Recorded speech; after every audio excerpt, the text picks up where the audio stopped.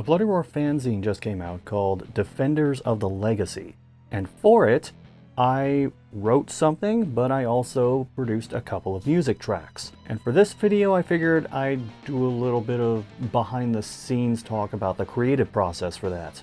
Now, I've actually had the idea for a fan soundtrack of sorts for Bloody Roar for a pretty long time, to the point that I actually recorded a few riffs once upon a time, but I just never really had the tools or the know-how to be able to even put a single track together.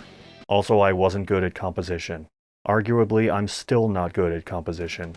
But fast forward to earlier this year and the fanzine gets announced. And I initially volunteered as a moderator. Truth be told, I don't think I really did much as a moderator. I would occasionally help out contributors over Discord and make announcements when other moderators weren't able to, but And I had no fanzine experience prior to this, so I couldn't help with actually putting together the fanzine itself.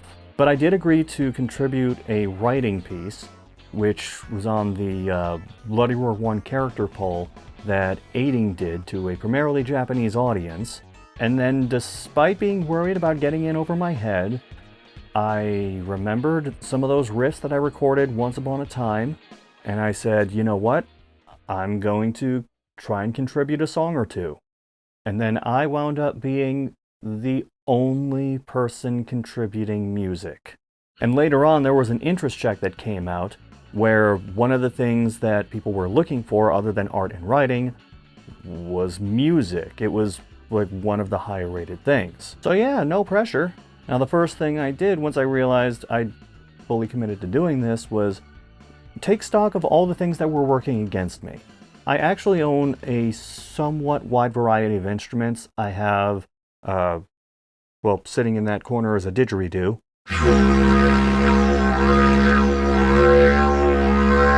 An ocarina.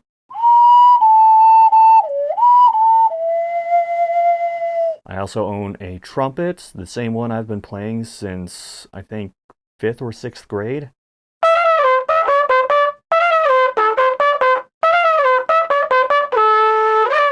I also have a trombone.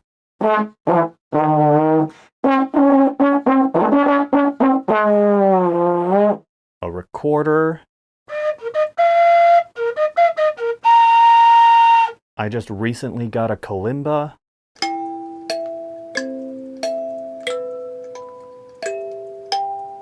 But for the purposes of trying to compose a Bloody Roar track, the instruments I honed in on were, I have a keyboard, I have an electronic drum set, I have an electric guitar, and I have a bass guitar.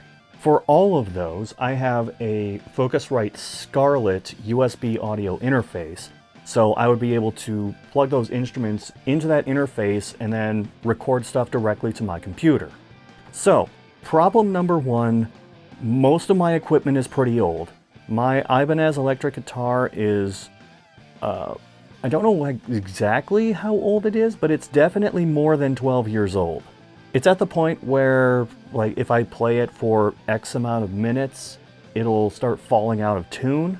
And if I use a whammy bar on it, then it's pretty much instantly going to fall out of tune. My bass is also kind of old, although significantly less so compared to the electric guitar. The keyboard I have, a Casio keyboard, it's much older than both of those. To give you an idea how old it is, my keyboard has a floppy disk drive on it. More importantly though, there are a couple of accessories / parts for the keyboard that are missing, not the least of which being the sustain pedal. Basically, it's a pedal that you press down and then whatever notes you hit while it's pressed down, it keeps the note going even if you take your hands off of the keys. So I don't have the ability to do that. I have no idea where the pedal went. For the bass and electric guitar, however, I don't have, like, I have amps for them, but I don't have preamps to properly, like, shape the sound, compress the sound, add effects to the sound. I would basically just be plugging it almost directly into the USB interface and recording dry, as they say, which is just like the regular tone of the guitar or the bass guitar itself. Although I do have a couple of foot pedals that I could use for the electric guitar, and I will get more into that later. And then there's my electronic drum set, which it's an 8-piece set. It works perfectly fine, but it's kind of jank. It's designed for right-handed play, but I play drums left-handed. So I had to basically install some of the drum heads upside down and install the panel for it upside down in a different spot from where I'm supposed to. It works, but it's very clearly like jury-rigged together in parts. There was, however, another more significant problem with the drum set, which is it has like 8 or 9 different sets of drum sounds that you can have play like through the heads. There's a more rock-heavy one, there's a more like pop-heavy one, there's a jazz-style one. The point is, I didn't like any of the drum patches on the drum set for what I wanted to do for the project. As for actually recording the sound and then working with it, I have a few different DAWs on, digital audio workstations. On my computer, I have like Audacity, I have Vegas Pro, which technically counts, and then I have Reaper. I don't particularly trust Audacity for this sort of project, one where everything needs to be like a certain speed, a certain tempo, and it all needs to match. Because in the past, I've had Audacity record something, and then as soon as you stop recording, it compresses the length of it. So if you're trying to do something that needs very specific timing, like music, everything gets thrown off. Far and away the best option out of these is Reaper, but there's a problem with that. I'm too stupid for Reaper. I've actually been trying to use Reaper for a couple of things over the past year and a half, but something about the way that it's designed and all the different things you have to set up on the back end, it just completely goes over my head. Like, I acknowledge that when you can get it working, it is easily the best thing you could use for this type of project, particularly because of how you can shape the sound and get different effects going pretty much on the fly, even for things that you've already recorded. But I just could not get it working.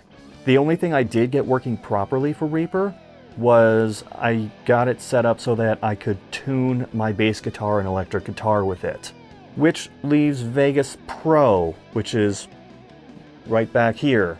Bit of a history lesson. Vegas Pro actually started out as an audio editor, and in fact it still retains several audio plugins that you can use to help bolster or shape sound. Obviously it doesn't have all the sorts of things that you would get from Reaper, but as far as just like basic editing tools or basic effects like reverb, for example, Vegas works for that. Unlike Audacity, it doesn't mess with the length of the thing you just recorded. There is a slight delay on the recording file, but you just move it back slightly and everything is in sync. You can also record as it's playing through things on the timeline, which for something like this, where I'm basically playing every music instrument, is really good. But by far the biggest, most overarching problem in all of this is my music talent, or lack thereof.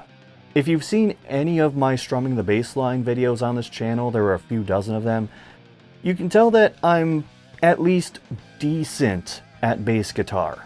It's probably my strongest instrument right now.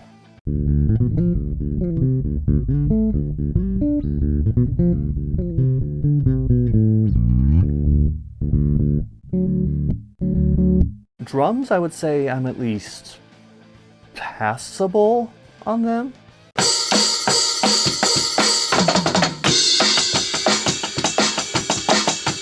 I can at least do simple rhythms and fills, and if you give me enough takes to do something more complicated, I can probably get it after a few tries.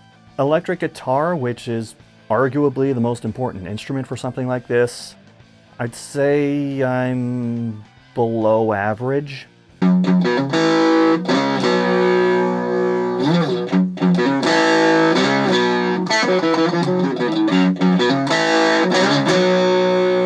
I can usually handle rhythm parts just fine and play some lead melodies, but when it comes to more complex lead sequences or like filler riffs or hell, soloing, I don't think I'm good at all.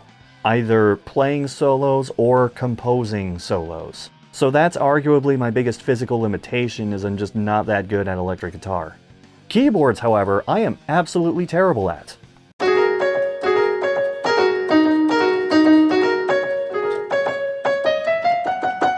Okay, not quite that terrible.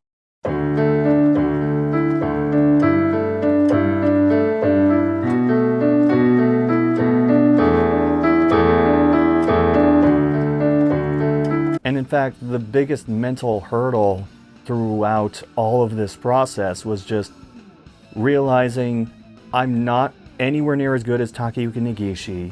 I'm certainly not in the same universe as like Jun Kajiwara, not even Kenmi Chank, probably not even the guy who composed Extreme's music, even though I'm pretty critical of it.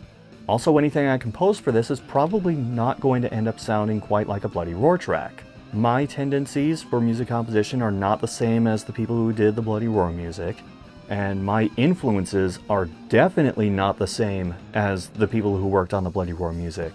But there was another problem, which was time.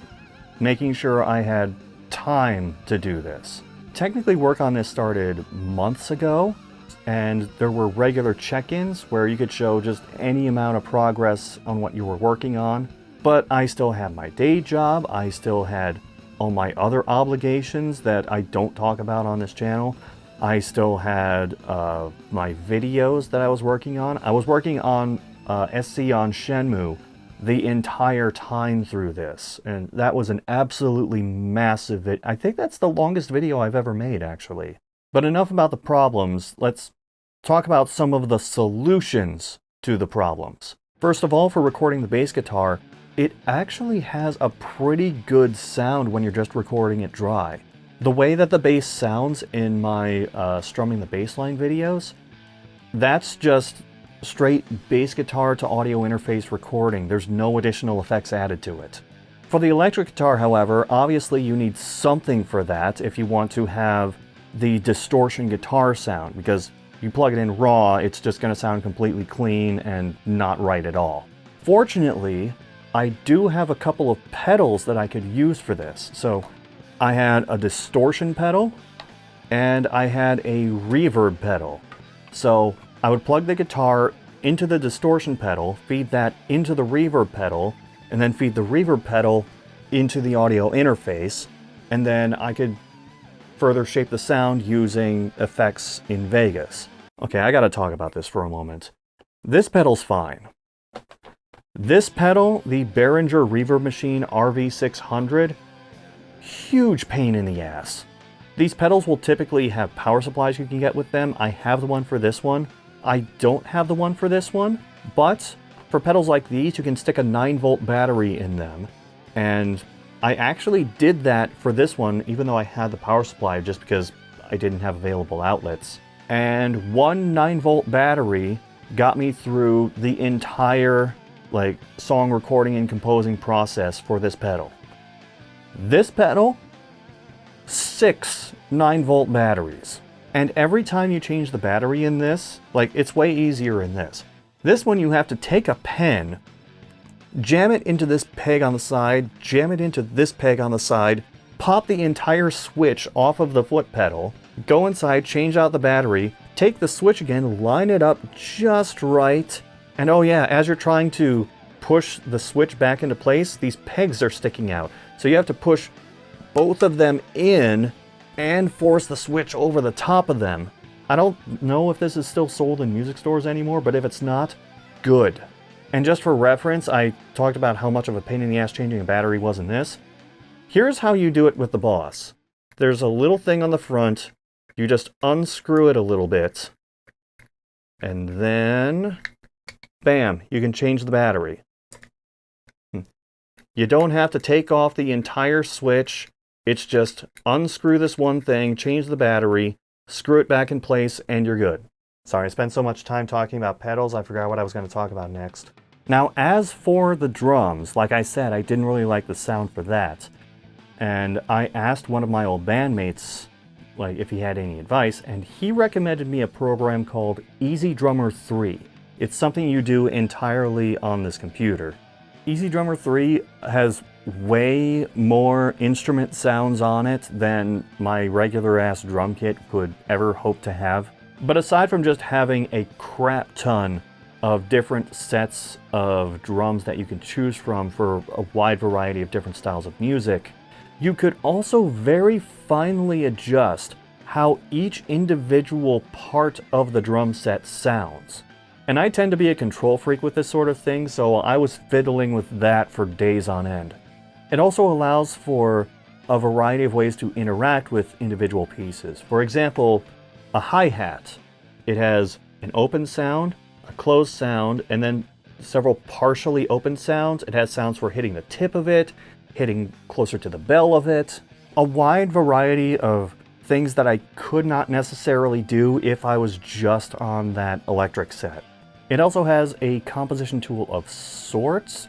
You can compose like various parts of a song on the drum set, and then like copy and paste certain parts you want to repeat, and then in those parts you can like adjust different things to add in fills, add in variations. It also has an effect called humanizing, which is where it tries to like naturally account for hitting, let's just say, for example, the snare harder or softer than usual. Again, I'm a control freak, so I was adjusting that like velocity thing for every individual part of the drum kit for each piece of the drum kit. It also allows you to unlock the snap feature. Snapping is something that helps you stay like in a perfect tempo, but there were some times where I wanted to do like triplets or more off-rhythm things, so you can turn off snapping and then write that in manually. And after I'd spent time shaping the sound of the drum kit, it sounded sort of like what, for example, the Bloody Roar 2 drum kit might sound like. But in general, I was going for more of like an 80s, more powerful sounding drum set. You know, the kind where like you hit the bass and then it like reverbs a little bit, or you hit the snare and it sounds more like a gunshot. And the one thing going for me from a composition standpoint was I've at least tried to do it before. I briefly played for a couple local conventions as a music act.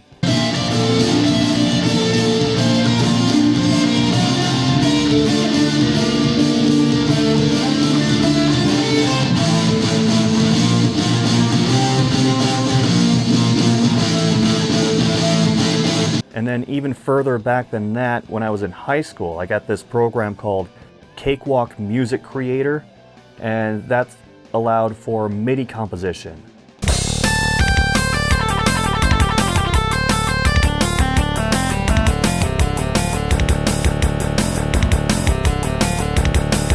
Like, I clearly didn't know what I was doing because I was composing drum tracks where the drummer would have had to have like 3 or 4 arms to be able to play what I was telling it to. But I eventually learned, oh yeah, I should probably write things that are actually humanly possible. Now, before I decided to do like a full-fledged song, I decided to do something smaller just to get used to the idea of thinking about like how all the different instruments are going to try and complement each other. And then from an editing standpoint, like get used to putting everything together, balancing the sound, adding effects where needed. So before I did an actual song, I wound up doing like a basic ass victory jingle of sorts.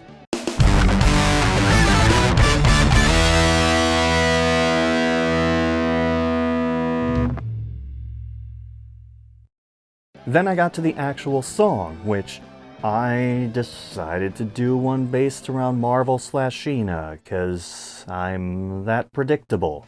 I had a good idea for how I wanted like the intro of the song to sound, but beyond a certain point, I had 3 or 4 different ideas for how the song could go, and it took me a month, maybe a little longer, to finally settle upon one. And when I did settle upon that, I decided to go back to the intro and then change the key of it. I think I wound up lowering it by like half a step from what it was before. As for the rest of the song, like a quote-unquote verse, chorus, bridge, interlude, whatever, I was just coming up with like random loose parts and then trying to figure out where exactly they could fit based on how the song would be arranged. Pretty much the only thing I knew as far as the arrangement was that whatever I came up with for like the quote-unquote chorus would play at the beginning and then it would also play at the end. At one point I came up with a quote-unquote verse part, which I originally thought was going to be the part that played over the solo, but that completely changed. And then there was also concerns about the length of the song, because I wanted it to be 1 minute 44 seconds long. If that seems unusually specific, it's because that's how long Shina / Marvel's track in Bloody Roar 2 is. In fact, when I was putting this together, I put her Bloody Roar 2 music on this like timeline and then made sure that the length of my song was as exact as possible to the length of that Bloody Roar 2 track. And that's not the only thing that I modeled after how Bloody Roar 2 or Bloody Roar 1 and 2 in general started their songs. My song starts with a brief drum fill, and a lot of songs from Bloody Roar 1 and 2 start off that way.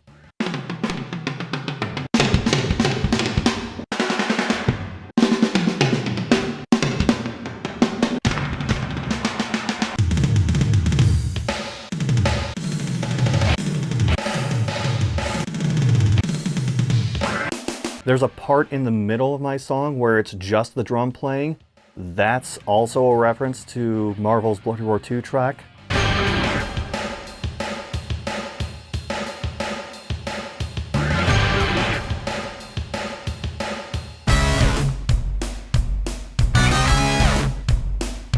The tempo is very close. It's not exact, but it's very close to what her theme is in Bloody Roar 2. And also, the rhythm of the chorus that happens after the intro, it goes sort of like this.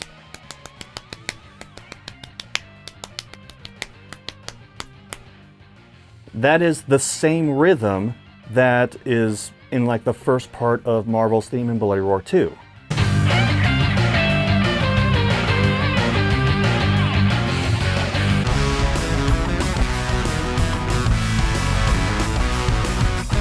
Now, trying to compose a 4 or 5 part song when you're just one person can be kind of nightmarish, and it kind of was at times for me, because I have this tendency, rather than like what I should have done, which is like record some very rough riffs, doesn't have to be perfect, just something there that gets the idea of the song across, get that into whatever editor I was using, and then use that to go back and piece together proper finished bits.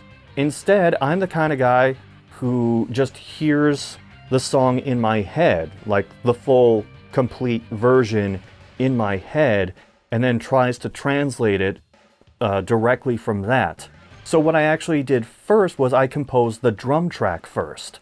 I'm going through Easy Drummer and I'm hearing the song in my head and just composing what I come up with for the drum tracks.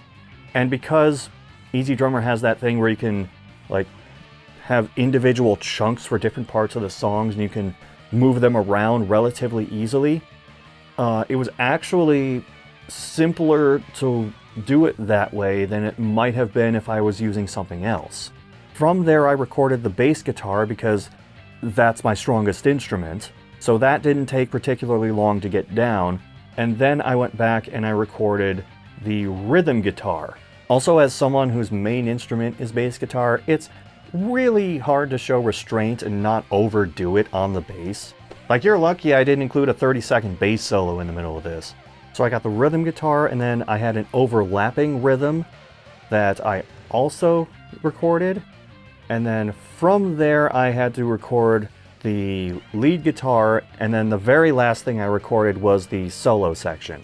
Now, as for overcoming my massive skill deficit to record the lead part and the solo, I did something a little tricky.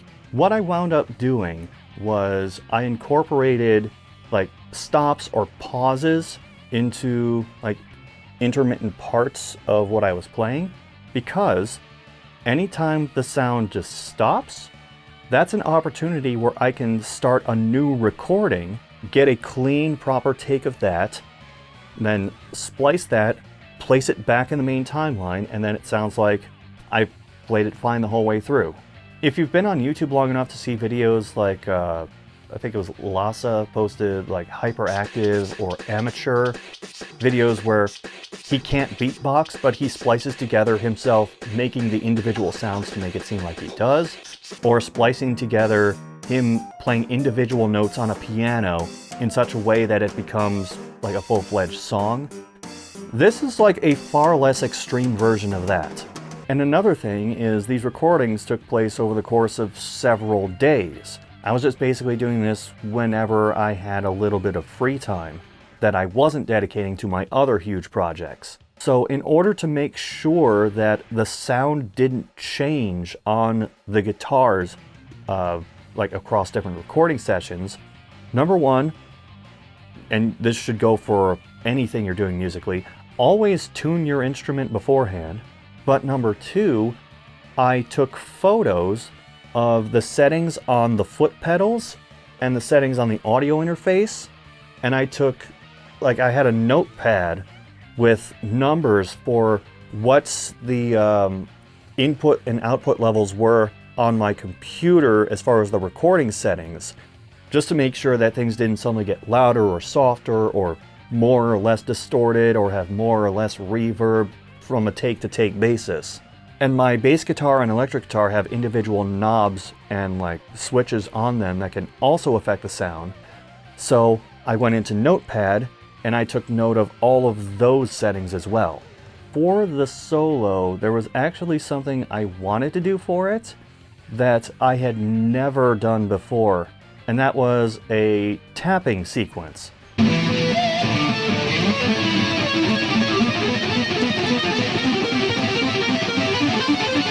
I originally had one idea for what the tapping would sound like, but the muscles in my hands kept wanting to do something else, so I just rolled with that and altered the sequence slightly for the final recording of the song.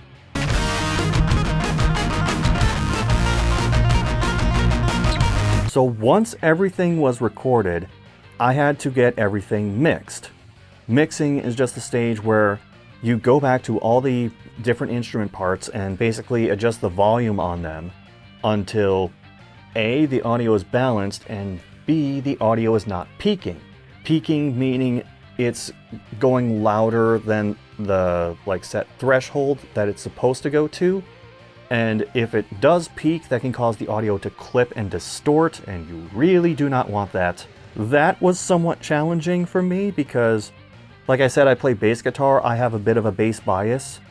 But even outside of that, the speakers and subwoofer for my computer are just naturally bass heavy. So it could actually be a little tough trying to figure out what the proper balance for everything was. I eventually just plugged in some headphones and sort of split the difference between the two because the headphones are not bass heavy at all. If I had a bit more time, I probably would have burned the song to a CD because I still have a CD burner, and then played it in my car, played it off of the television in the living room, just to hear how the audio balance changes between different settings. Also, if I had more time, I would have exported each individual piece of the drum kit and then balanced each of those individually for the entire song. But I was already pushing the borders of insanity trying to do this as is, so I just rendered the entire drum composition into one track with all the pieces on it. I noticed that the hi-hat and the cymbals and the ride cymbal were kind of quiet for the mix, and they're not particularly prominent in Marvel's theme, at least I don't remember them being. that prominent in the BR2 track, but still, I did go back and I did like sort of a frequency cut in equalization to like try and boost that slightly, but not too much because it would have like badly messed with the audio balance of the kit as a whole. So once I had everything mixed together into a sound that I won't say I liked it, but I tolerated it, then it was time to do a little bit of mastering to the song. And I have zero experience in mastering. If you don't master a song that you've mixed together, it tends to have a sound that I can only describe as hollow. It seems like there should be more like body to it. If you take an unmastered song and you put it into like an audio editor where you can actually see the waveforms, you'll see that the song will be like this, and then there will be a bunch of like really short, sharp peaks sticking off of it. And basically what mastering does is, these are the sharp peaks, this is the body of the unmastered song. What it does is it tries to get more of a balance between them so that these peaks are not as prominent, and it gives more, for lack of a better term, volume to the entire track. There was no way that I was going to learn how to master songs well in the time limit that I had left. So instead, I just did some very, very basic quote-unquote mastering. I used like a soft limiter, and I actually had some old equalization settings that I had written down back from a previous band that I was in. So I used that as a guide with the soft limiter, and I'm not going to say it sounds good, but it sounds better than it did where it had kind of that garage bandy sort of mix to it. Oh, by the way, as far as naming the song, rather than just calling it like Shina's theme or Marvel's theme or anything like that, I decided to try and actually come up with like a proper name for it. And I remembered the KMF letters that appeared on her clothing in multiple games, and decided, can I make that an acronym for something? I kicked around several ideas. I even tried using a French dictionary at one point to figure out if I could make that work. I couldn't. And I ultimately went with Know My Fate. And that's based primarily on what she goes through in Bloody Roar 2 and what happens at the end of Bloody Roar 3. There was another more blunt idea, which was Neil Mother, but in case the name of the song was printed anywhere in the fanzine, I didn't want to risk it getting censored, so. But then we get to the final-ish problem, which is, as I was recording the lead guitars for this song, I had an idea for another song. And there was that part of my brain that was like, you should really do this, but the rest of me is going, but I haven't even finished the other song yet. The only reason that I actually followed through with doing the second song is because I had the riff for it recorded years earlier, and I had some like complementary parts to it also recorded. If I did do this second song, basically the first 30 seconds or so was pretty much already figured out. Just some minor tweaks here and there, and like almost half of the song would be done. Now, even though I had the riffs for pretty much all the instruments figured out for that first bit of the song, I still had to re-record everything.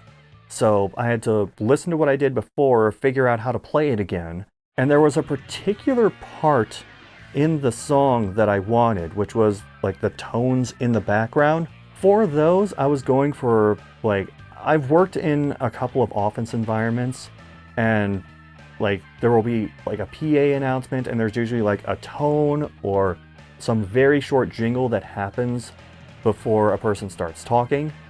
That's sort of what that's based on. It's also loosely based on, there was a game I played called Stasis, and as part of the background ambiance in that game, as you're going through this derelict ship where everyone's been murdered by something, there are occasional PA announcements which have this short little jingle that plays before them. Attention. System rebooted. So that also served as a bit of inspiration. But I would have to do that with the keyboard. First of all, I had to sift through like hundreds of patches on the keyboard to find something that was like the closest approximation I could get to the sound that I wanted for those tones. And then once I figured that out, I didn't have the sustain pedal, which I would have wanted to have like a sustained sound to it.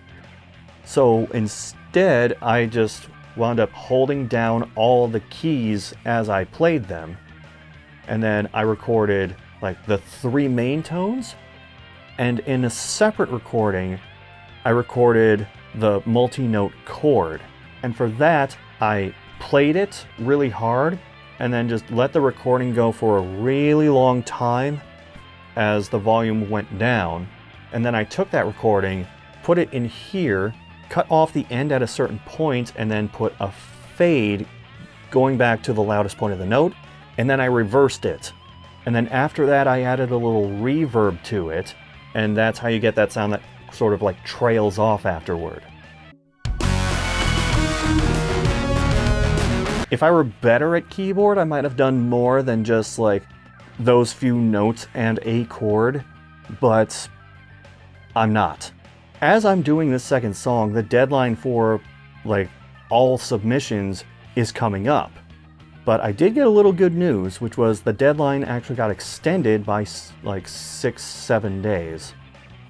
The bad news, however, is I was going to be out of town when the new deadline hit. This song was actually slightly easier to come up with parts for. Again, I took Stun's Bloody Roar 2 theme, put it on the timeline, and then used that to gauge how long the song would be. But the bass part, I had no problem coming up with stuff for. The rhythm part, I didn't really have problems coming up with stuff for. There were some parts of this song which had like almost a Soundgarden or Stone Temple Pilot slant to them. I know those are 2 different things, I'm not saying that they're the same. Which is weird because I went into Marvel/Shina's song thinking that was going to be more Stone Temple Pilots like, and then it really wasn't. In fact, in the Stun song, I did some inverted power chords on guitar, which is very much a Stone Temple Pilots move.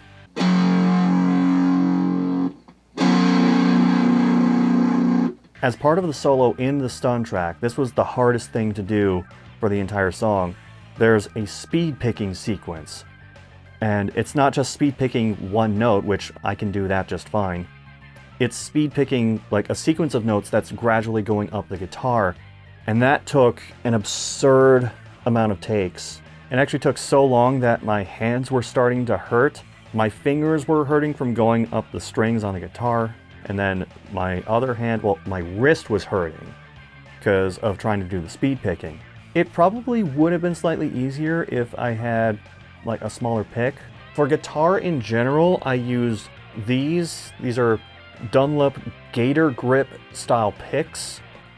They have a rough texture to them, so they don't slide out of your hand as easily. But they're also incredibly thick. Like, I think I actually got the thickest ones that were available.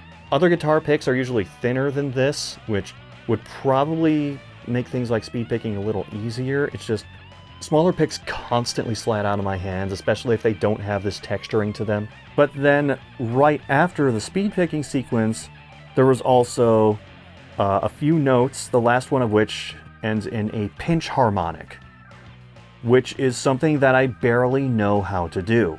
If you don't know what a pinch harmonic is, if you ever heard like a guitar that just makes a really high-pitched squeal, like in the middle of a sequence of notes, odds are that's a pinch harmonic.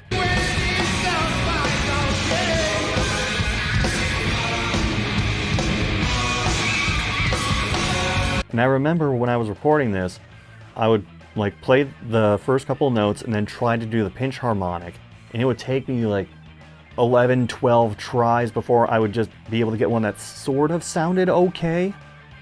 Like, it was mostly a pinch harmonic, but it wasn't quite all the way there. So speed picking immediately followed by that, one thing that I only sort of know how to do, but not in the application I was doing. And then another thing that I barely knew how to do it got kind of frustrating, to say the least.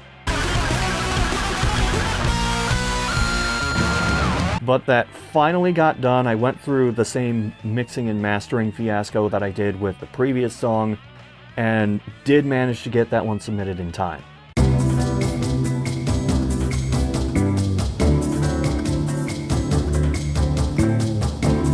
Now, as I'm recording this, the fanzine isn't out yet, so I don't know what other people think of the songs, if they think anything. But as for what I think of them, they could be better. I know that I'm like that with everything I do, whether it's one of the other videos I post on my channel, or just a basic piece of writing or music composition, but I do go back to this and think, oh, I should have done this instead of this, or this instead of this. But at the same time, I don't regret doing it. Like, I'm still glad that I followed through on it and contributed something to the fanzine. So the music is available through the fanzine. I may also put up a Bandcamp or something and just throw the songs on there. I'm not entirely sure how Bandcamp works, but I'm pretty sure that you can set it up so that like people pay $0, 0 cents and can still download your stuff. So if that's a thing, I'll just do that. And I have had other ideas since this happened for like themes for other characters. So maybe I'll gradually go through and actually make like songs for everyone on the roster at some point. Or at least I'll try to do that when I'm not swamped by other huge video projects or work or the next chapter of Bloody Roar the Fang, which I am still working on. But for now, I hope people just enjoyed the fanzine and all the work everyone else put into that, and hope that the music contributions I made at least didn't detract from people's enjoyment of it.